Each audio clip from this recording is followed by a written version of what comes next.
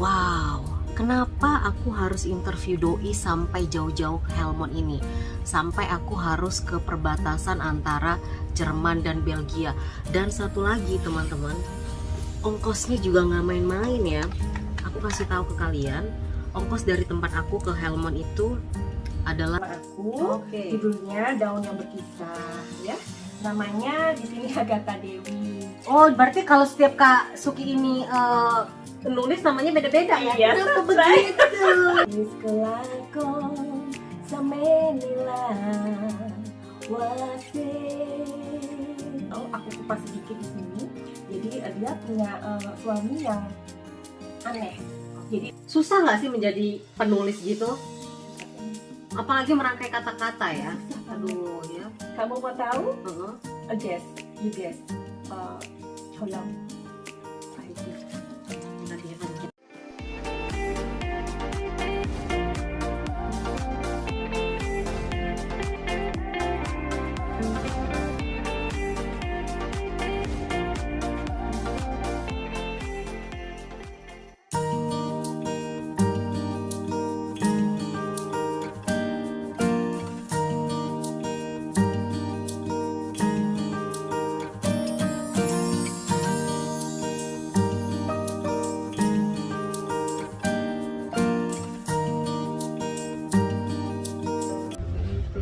Horas allemaal. So welcome back to my channel. Terima kasih kembali sudah datang ke vlognya Ibet Siagian. Dan kali ini aku sedang berada di kereta api karena aku dan suamiku sedang dalam perjalanan menuju ke Helmond. Jadi Helmond itu adalah salah satu tempat di Belanda, kota di Belanda, di antara perbatasan antara Jerman dan Belgia, teman-teman. Kenapa kita harus kesini?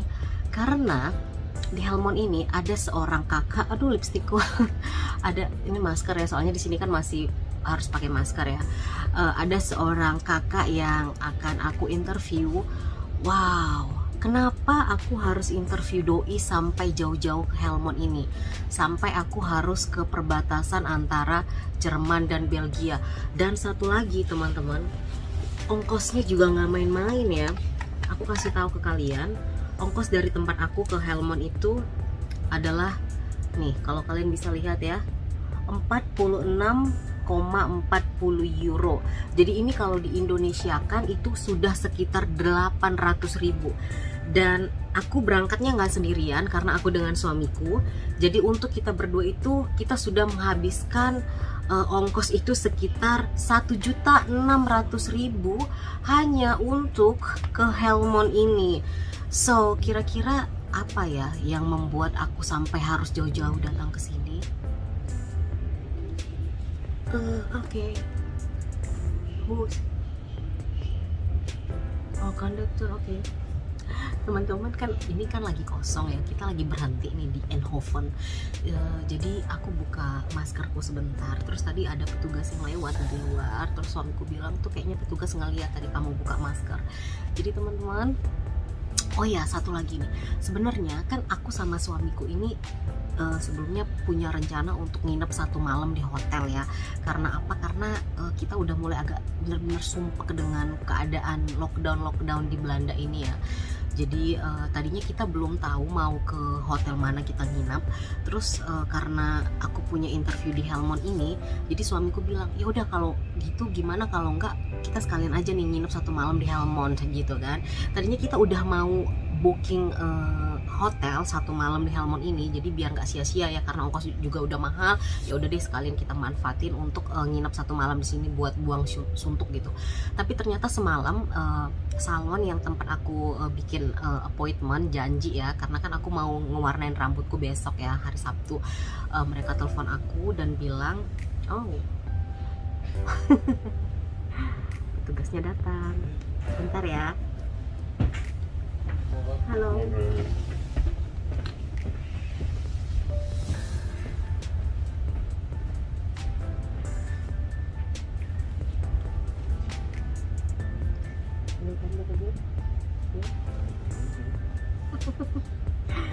Jadi teman-teman, karena salon tempat aku appointment semalam nelfon aku dan bilang kalau mereka ingin memajukan janji temunya ya. Tadinya kita punya appointment itu, punya janji itu jam 11.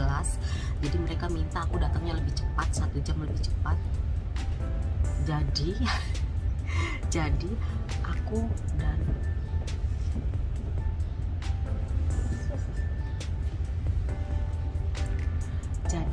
dan suamiku tidak bisa untuk nginep di hotel kali ini, karena kita nggak mungkin dong dari jam 7 udah harus keluar hotel check out untuk ngejar salon aku ini, karena waktunya itu dari Helmond ke Hofdorf tempat aku itu sekitar 2 jaman lebih naik kereta.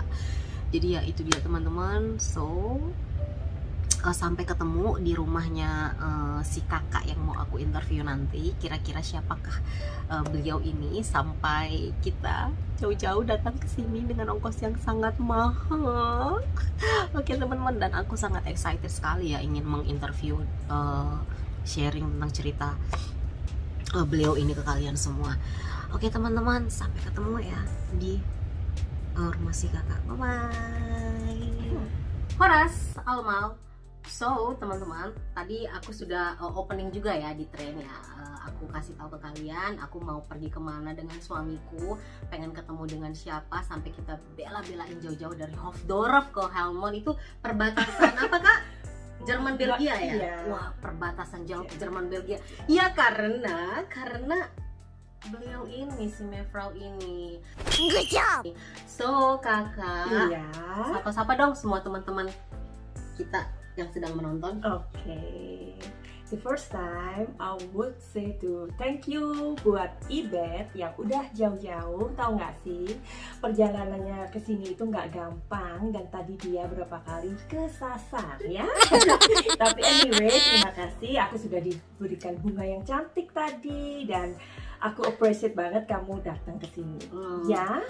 And then apalagi? Oh ya, sama teman-teman Ibet atau teman-teman aku di YouTube, karena kita sama-sama YouTuber, Iya. And then salam kenal buat teman-teman Ibet dan aku juga, aku Suki. Aku tinggal di Belanda dan tinggal di Thailand, dan here I am now. Yes. So, tapi ini sebatas perkenalan itu ya teman-teman. Cuman ada apa sih di balik Kak Suki ini? Kak Suki ini pengen dipanggil apa saja? Mbo atau Kak Suki? Soalnya aku baca di Google itu dipanggilnya Mbo. Iya, jadi kenapa Mbo? Karena aku menulis novel Ibet ya. Ada 3 buku yang aku tulis, dan kebetulan yang judulnya Simbo ya, teman-teman boleh cari di mana, di Gramedia atau di toko buku Togomas ya. Kalau nggak ketemu, pesan sama Suki. jadi karena Simbo ini sempat bestseller waktu itu. Bestseller loh teman-teman. Iya. Jadi cus ya, mungkin lihat-lihat dulu di Google Iya. cerita tentang si Mbo. Iya. Iya, jadi Simbo itu ditulis oleh Dewi Hesper. Kenapa Suki? Karena Suki itu lebih nama yang lebih simple dan lebih membuat aku yang gitu loh. Oke. Kalau Dewi Hesper itu memang Itu nama. menulisnya. Oke. Itu mereka, jadi orang-orang yang udah mengenal aku atau membeli buku aku, mereka panggil aku Simbo seperti itu. Jadi anyway, kamu boleh panggil aku Suki atau Simbo atau apa aja lah. Aku panggilnya Kak Suki aja lah ya, karena kan aku taunya Kak Suki. Nah jadi ada satu hal yang teman-teman udah tahu, bahwa Kak Suki ini adalah seorang penulis ya. Nanti aku akan kasih lihat di sini ya, Simbo. Sebelumnya adalah Daun yang Berkisah. Aku Aku nggak bawa, aku punya bukunya. Tapi ada di Etik, aku nggak bawa ke sini karena aku kan lagi packing untuk pindahan. Jadi karena ada satu buku yang di depan aku ambil aja. Ini adalah buku pertama aku. Oke. Judulnya Daun yang Berkisah, ya. Namanya di sini Agatha Dewi. Oh, berarti kalau setiap Kak Suki ini nulis namanya beda-beda ya? Iya, Kenapa that's right. begitu? Begitu, karena gini Ibet, nama Agatha Dewi ini adalah nama aku waktu aku main sinetron. Yes. Seperti itu ya. Jadi Kak Suki ini juga adalah dulunya sempat berakting ria di televisi. Jadi nanti kita tanya-tanya dulu ya, tapi kita sekarang fokus dulu ke buku. ke bukunya Iya. ini. Jadi Kak Dewi ini sudah mengeluarkan 3 buku. Apakah sekarang masih aktif di dunia tulis menulis? Masih. Jadi banyak sekali pertanyaan dari teman-teman. Kenapa sih Simbo nggak nulis lagi? Sebenarnya aku nulis, Iben. Cuman mungkin ada buku keempat yang aku mau keluarkan ya. Itu sedih banget dan aduh pokoknya emosinya pasti dapet deh ya. Jadi ceritanya anak-anak yang terlibat. Mereka ini broken home, ya, dan mereka ini terlibat narkoba.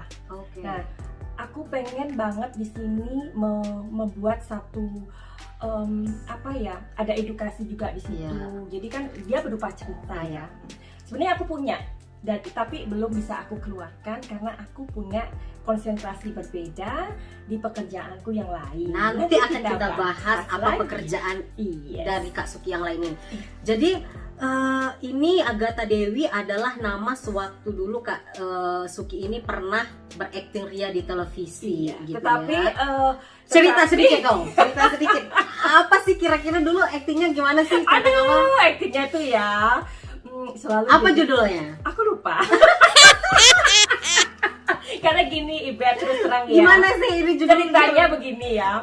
Aku ini kan orang yang maksudnya. Kamu percaya nggak sih, sampai hari ini meskipun aku tinggal di Belanda dan di Thailand, aku tuh yang nggak pernah punya TV. Lihat, ada nggak TV? Ya? Nggak ada.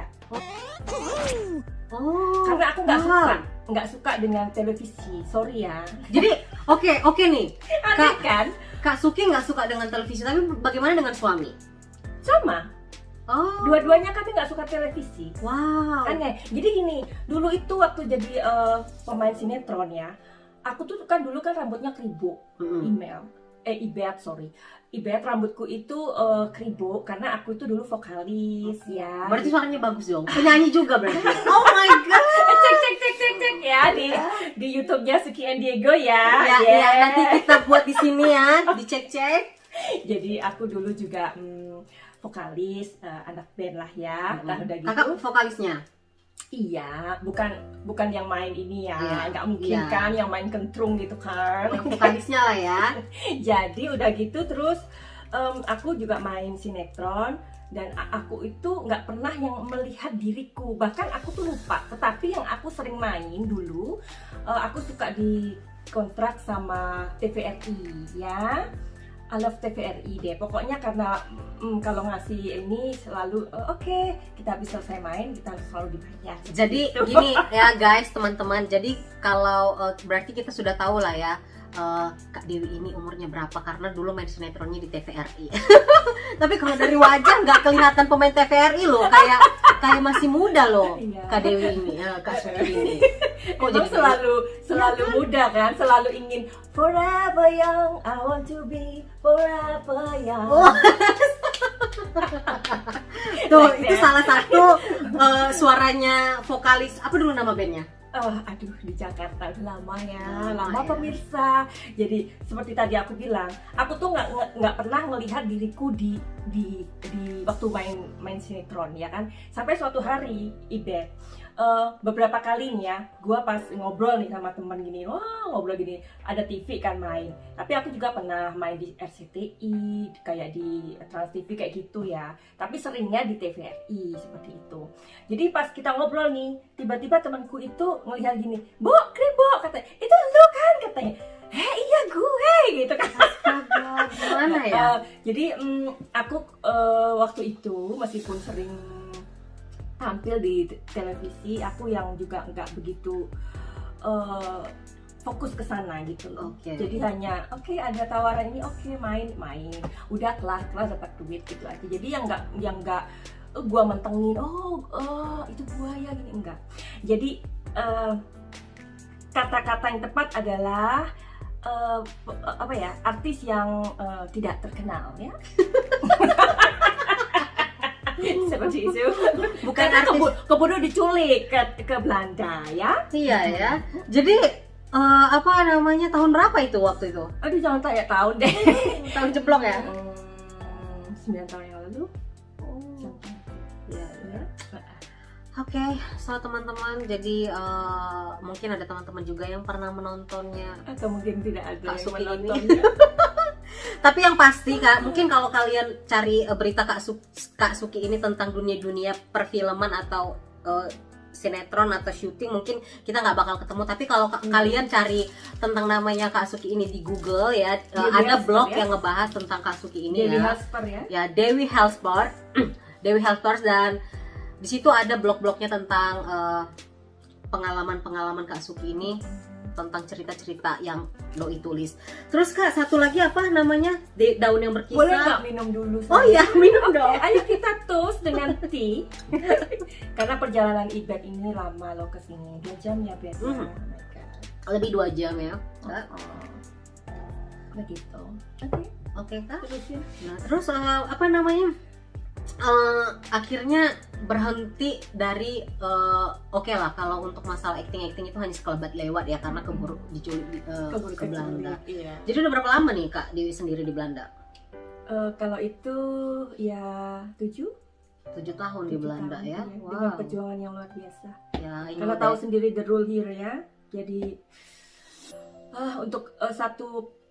untuk kita bisa tinggal di Belanda itu perjuangannya luar biasa. Jadi mungkin ada teman Ibet yang berkomentar, Kak gimana caranya untuk bisa kerja di Belanda atau dapat cowok Belanda. Itu nggak semudah itu ya. Kalian mesti melakukan satu proses-proses yang namanya ujian, bla bla bla lainnya. Oke, Ibet ya, like that ya.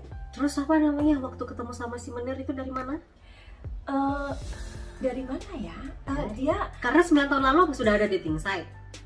Enggak, dia ceritanya nyasar ke Bali. Oh, liburan di Bali. Iya, dan ketemu di sana, di pom bensin. Oh, di pom bensin. Jadi aku ini kan aku itu tinggal di Bali, Ibet. Jadi aku. Tapi kalau Kak Suki ini sebenarnya suku apa sebenarnya? Suku Java. Oh, Javanese woman.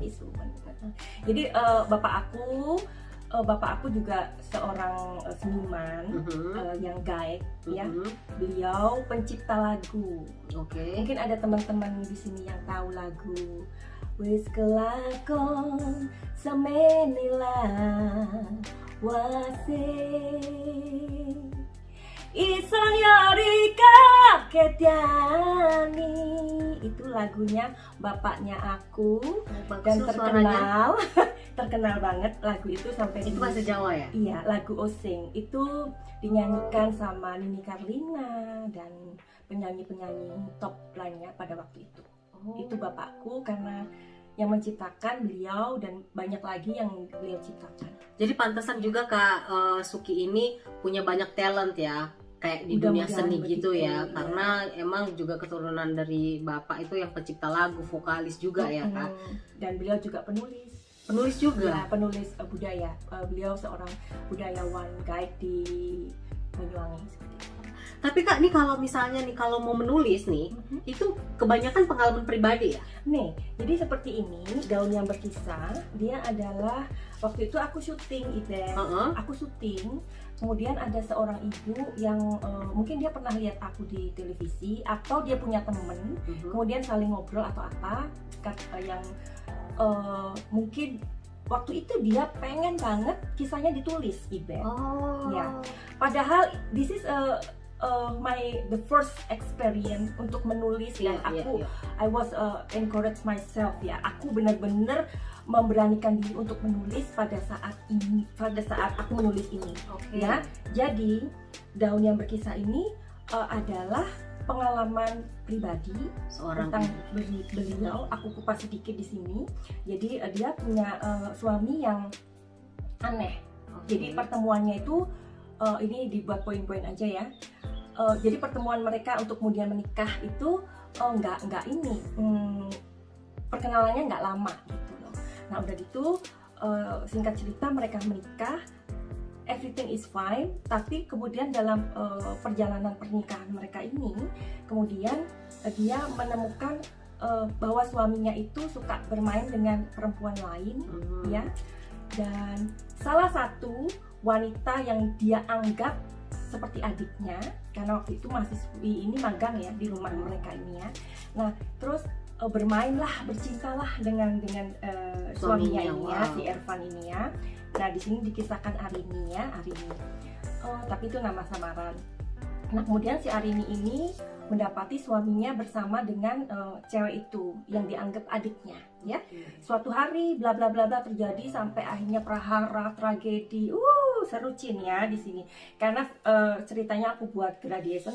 Jadi kalau zaman sekarang katanya pelakor lah gitu ya, iya, istilahnya ya. pelakor ya.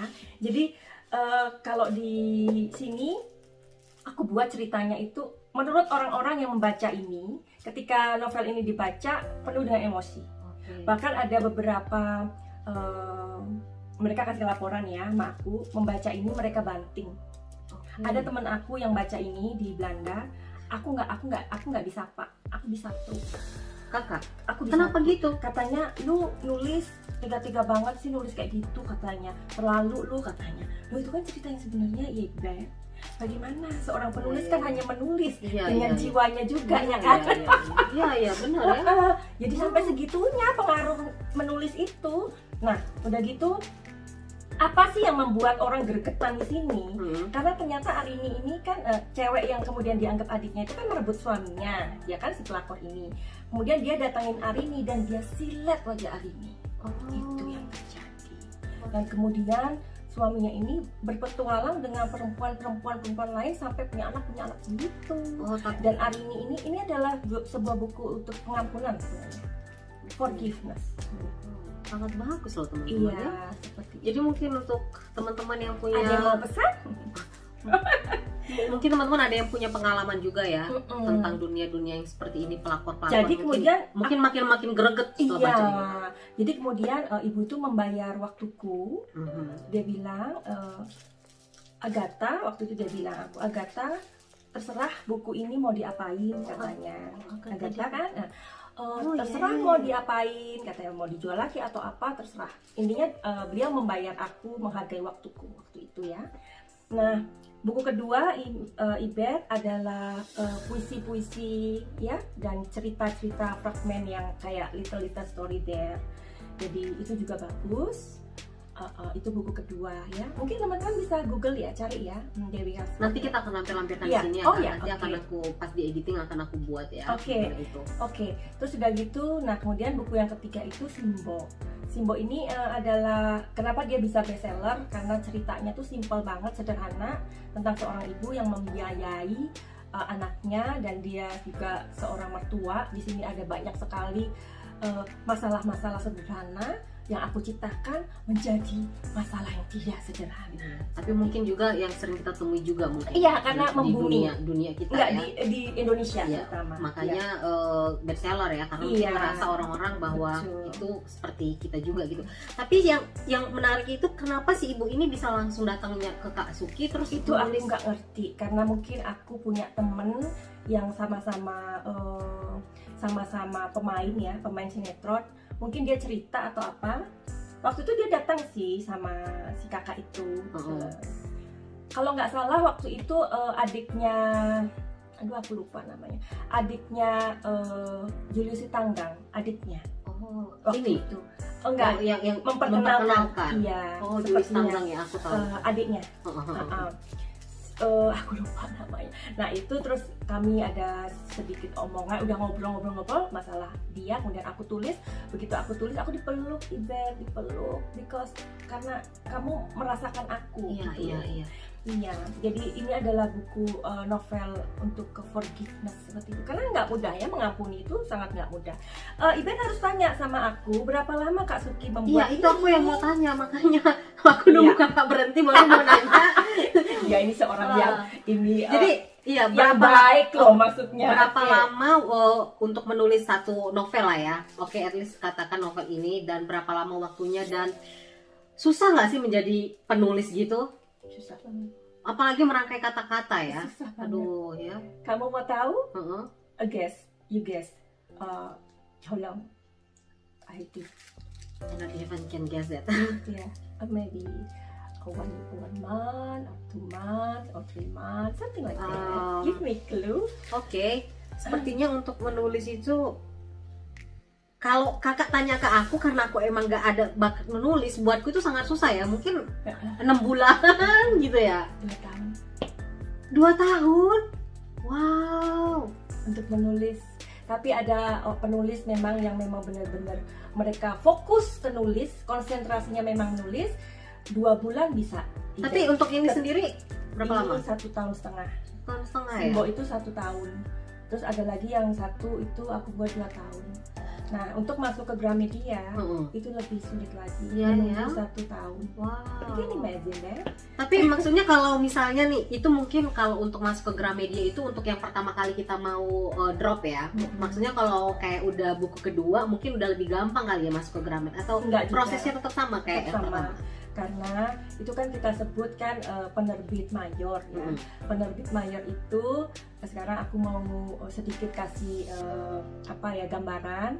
1 hari mereka mendapat naskah itu 200. Oh ya? Iya, bagaimana? Wow. Sedangkan dia punya limit produksi. Maksudnya misalkan 1 bulan mereka untuk novel aja mungkin mereka hanya bisa membuat 25 novel atau 30 jenis novel, karena sekali per mereka tahun?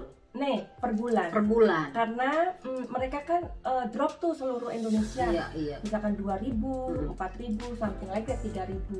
Makanya kan ongkos cetaknya juga luar biasa. Iya kan? Nah, kenapa cuma 25 novel atau 30 novel itu mereka kasih patokan? Karena mereka kan juga punya pelajaran-pelajaran yang ilmu pengetahuan dan lain-lain. Itu pun mereka harus pikirkan. Jadi untuk ke buku ini aja novel, jenis novel mereka hanya buat 25 buku, 35 buku per bulan ya. Per bulan. Sedangkan 1 hari yang masuk naskah itu 200, 100 lebih. Bisa nggak kebayang seperti itu?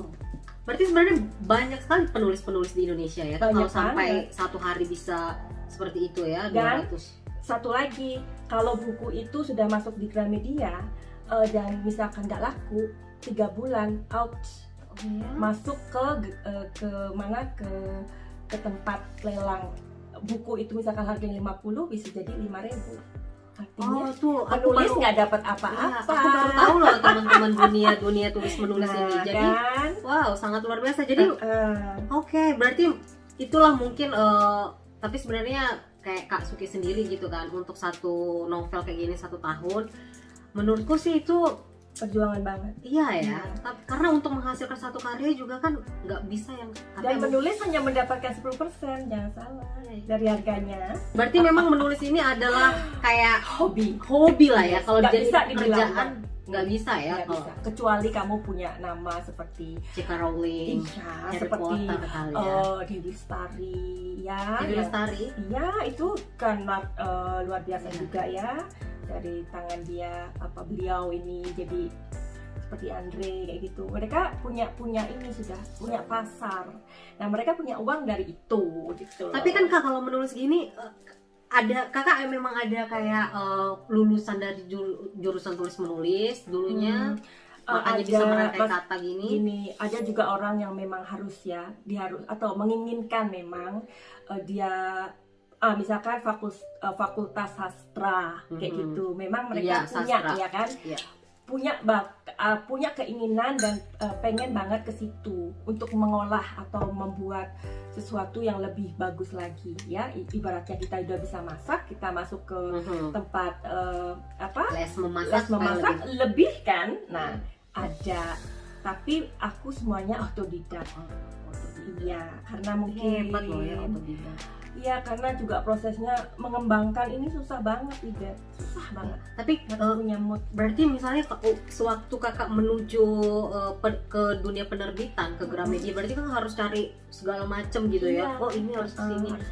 Tapi kan pasti diajarin sama Bapak juga dong, karena kan Bapak penulis kan. Berarti kamu harus kesini. Enggak. Jadi bapakku itu kan anaknya banyak. Jadi beliau itu yang kadang beliau itu karena memang seniman tulen, jadi kurang memperhatikan anak-anaknya itu banyak bisanya, tetapi kurang support, atau udah deh kamu terserah kamu aja gitu loh. Jadi mungkin bapakku juga nggak begitu tahu aku tuh bisa nyanyi, nggak begitu tahu aku tuh bisa nari, nggak begitu tahu aku tuh bisa nulis ya. Seperti itu. Ah, Jadi itulah yang aku bilang tadi, ya udah otodidak aja gitu. tapi hebat loh ya, otodidak bisa menghasilkan 3 buku ya teman-teman, Amin. dengan sampai jadi bestseller juga di Gramedia, bestseller di Gramedia dengan judulnya Si Embo. Nanti Iya. akan aku buat di sini juga ya, akan suatu editing. Oke Kak. Oke. And then Jadi di part pertama ini teman-teman kita berbicara tentang dunia tulis menulisnya Kak Suki ini, dan juga sedikit tentang waktu beliau ini pernah juga icip-icip dunia acting ya, zaman-zaman dulu gitu kan. bahula. Iya. Tapi nggak diseriusin, juga pernah juga jadi vokalis band. Pokoknya banyak talent deh. Tetapi ada satu talent lagi nih yang pengen aku bahas, dan ini sebenarnya yang membuat aku paling interested ya, paling penasaran karena Kepo aku dia. agak suka dengan dunia seperti ini, tetapi aku penakut. Aku Oke. penakut sangat luar biasa. Jadi teman-teman, sampai ketemu di part yang kedua ya, kita akan lihat ada apa sih di part kedua tentang Iya. Kak Suki ini. Karena sebenarnya kalau aku sendiri part kedua ini yang paling aku nantikan kisahnya, kenapa beliau ini bisa sampai ke tahap yang mau kita bahas di tahap kedua ini. Seperti itu ya. Seperti itu. Boleh nggak titip pesan? Ya. Karena tadi kita ngomongin tentang tulis menulis, Ya.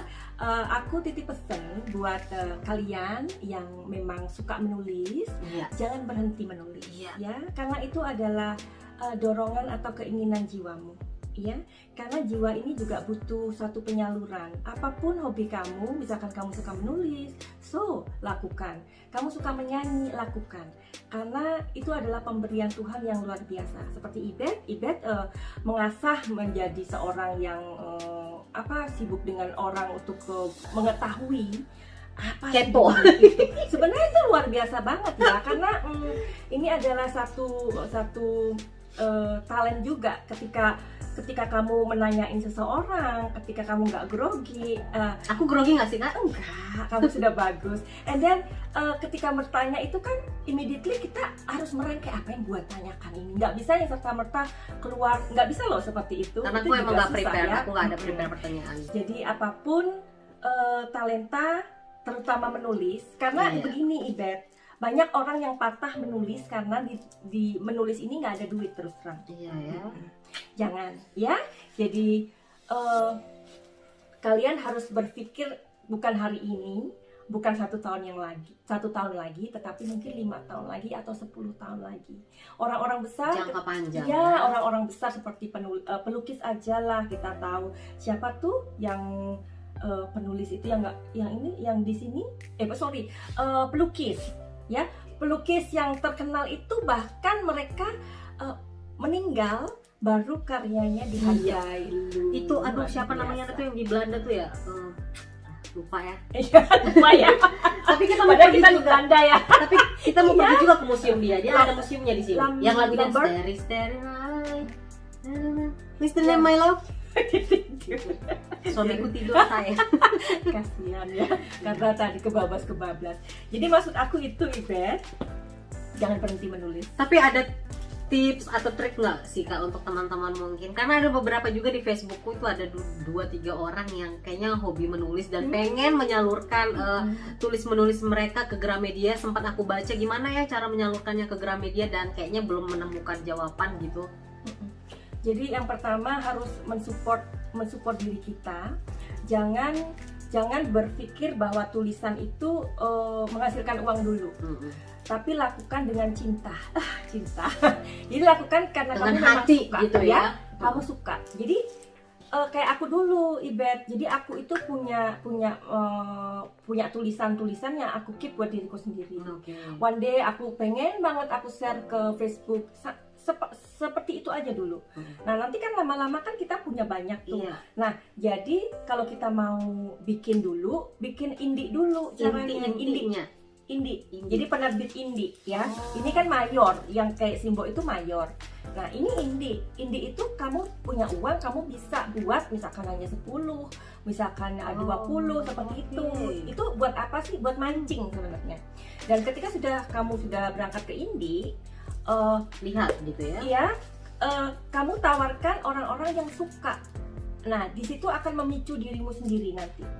Itu caranya mancing. Wow, itu ya teman-teman salah satu caranya. Aku juga baru tahu bahwa ada penerbit indie atau yang Itu mayor biaya kayak sendiri di ya. Gramet ya. Iya. Sendiri, indie. Berarti oke. Bisa dibuat 10 dulu. Nah, tetapi nanti ketika dibuat misalkan 25 kayak gitu kan, semakin sedikit tentu semakin mahal, ya kan? Semakin banyak misalkan kamu indie 100, otomatis juga ongkosnya juga berkurang. Nah, orang-orang yang datang dan menyukai harus dibeli. Kamu nggak boleh kasih. Ya, karena itu energi. Karena di dalam uang itu ada energi. Nanti kita kupas di berikutnya. Ya, ulala. So, teman-teman, sangat menyenangkan sekali kita membahas dunia tulis menulis dengan Kak Suki ini ya, dengan nama apa ya? Nama Dewi Helsper. Ya, Dewi Helsper ya, Kak. Kita semoga apa yang kita sudah sharing ke teman-teman, kita bagi ke teman-teman bisa menjadi satu pelajaran, bukan satu pelajaran ya, satu pengetahuan juga untuk teman-teman yang pengen aktif di dunia tulis menulis. Bagaimana caranya? Ingat, ada penerbit indie. Jadi kalau misalnya kita belum bisa ke penerbit mayor, cari tahu dulu di Google apa sih itu penerbit indie. Nanti bisa kalian cari tahu di situ lebih lanjutnya. So, see you in the next vlog part 2. Kita ngobrol yang lebih seru lagi, tetap bersama dengan Kak. Terima kasih sudah watching. Jangan lupa subscribe dan share dan tekan tombolnya.